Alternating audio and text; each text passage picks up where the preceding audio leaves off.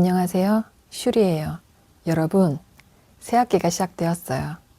이 생각 들지 않으세요? 나만 이렇게 정신없는 건가? 저희 아이들은 이제 6학년 4학년이 되었답니다. 아이들도 엄마도 새학기에 적응하느라 분주하답니다. 개인정보 활용 동의서를 비롯한 아이 정보 등 여러 가지 가정통신문에 서명과 기재를 해야 하고요. 방학 동안 잠잠했던 학교 알림이가 하루에도 몇 개씩 쏟아지는데요. 학기 초에 실시하는 학부모 총회, 방과 후 수강 신청, 아침 돌봄, 학부모 폴리스 외에도 주간 학습 안내, 식단표, 소변 검사, 심지어 우유 급식 조사 등 저는 아이가 둘이다 보니 똑같은 알림이가 2개씩 온답니다. 모두 근무 시간에 오다 보니 퇴근길에 보거나 아님 아예 보지 못하고 기간이 지난 후에 보게 되는 것도 많답니다. 하지만 그 중에서도 제가 중요하게 생각하는 알림이가 있는데요. 바로 아이 교육 관련 강의입니다. 마침 아이들의 진로 진학에 대한 부모 프로그램이 개설이 되어 알림이로 받게 되었는데요. 맞벌이 직장맘이고 아이가 아직 초등학생이다 보니 아이들 진로에 대한 걱정과 막연한 두려움이 있었어요. 내가 방향을 잘 잡아주고 있는 걸까? 직장맘이다 보니 학부모 총회는 한 번도 못 가봤고 상담도 딱 한 번 대면 상담을 해봤네요. 하지만 학교에서 열리는 교육을 위한 특강은 웬만하면 찾아가는 편인데요. 꼭 듣고 싶은 특강이나 유명 인사들을 초대하는 특강도 있어서 이럴 땐 과감하게 휴가를 쓰고 참여하기도 합니다.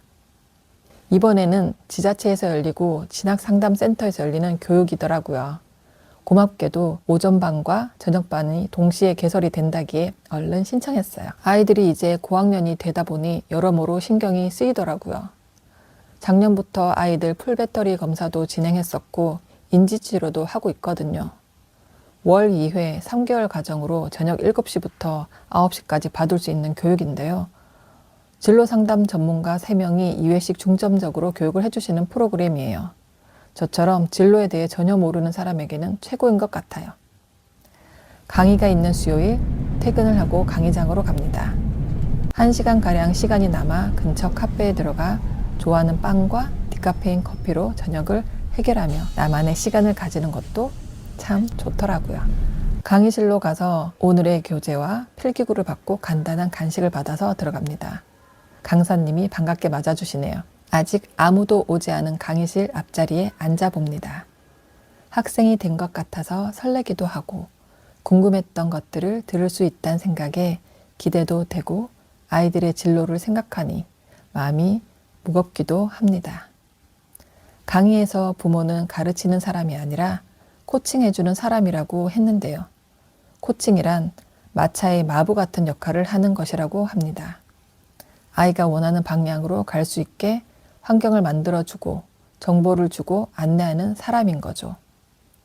부모가 가야 할 곳을 정하고 그 길로 아이를 끌고 가고 가르치는 것이 아니라 아이가 원하는 곳으로 갈 수 있게 도와주어야 한다.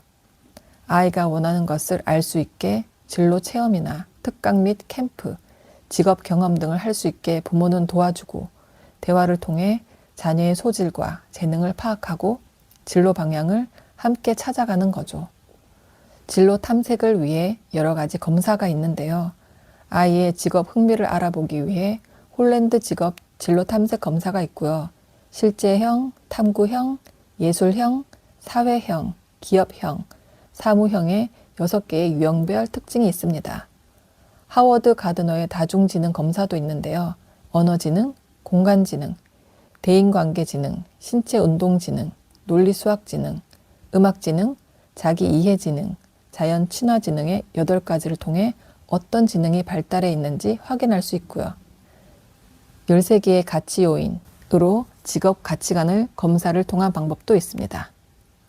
여러 가지 검사와 활동들을 통해 어느 정도 아이의 진로 적성을 파악하고 나면 아이들과의 효과적인 소통법을 통해 올바른 진로로 이끌어야 하는데요. 초등학생들은 긍정적 자아성을 만드는 게 중요하고 중학생부터 진로 적성을 찾아가야 하고 고등학생은 몰입과 심리 지지를 통해 스트레스를 받지 않도록 도와주는 게 중요하다고 합니다.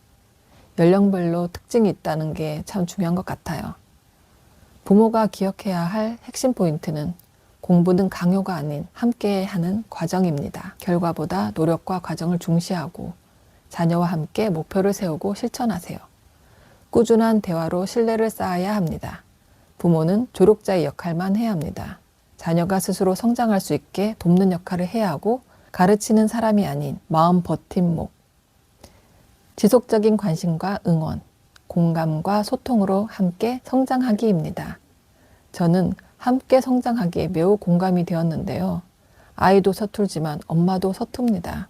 함께 성장한다는 생각으로 서로 의견을 주고받고 서로 마음을 알아주며 공감해가며 같이 정보를 나누고 공부해가며 나아가야겠다고 결심해 봅니다. 아이들 덕분에 엄마도 부모 학교를 가고 새 학교를 시작하니 설렘 가득하고 즐거운 시간이었습니다. 마치고 집으로 가는 길 아직은 밤 공기가 찼지만 너무 상쾌했습니다.